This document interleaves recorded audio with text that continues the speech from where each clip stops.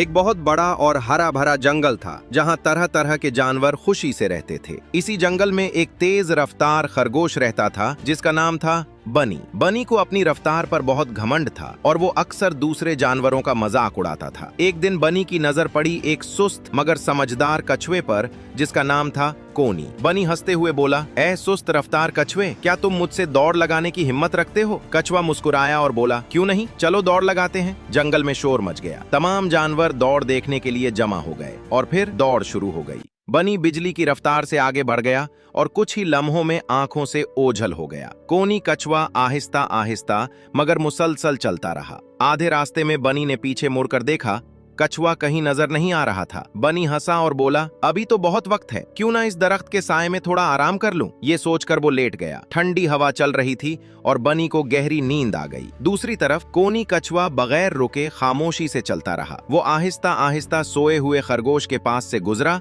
और finish line के करीब पहुंच गया। और फिर कोनी कछुए ने फिनिश लाइन उबूर कर ली। तमाम जानवर खुशी से तालियां बजाने लगे। कछुआ जीत चुका था। थोड़ी देर बाद खरगोश की आंख खुली। वो घबरा कर दौड़ा, लेकिन तब तक बहुत देर हो चुकी थी। कछुआ जीत चुका था। सबक: घमंड हमेशा नुकसान देता है और मुस्तकिल मिजाजी हमेशा कामयाबी दिलाती।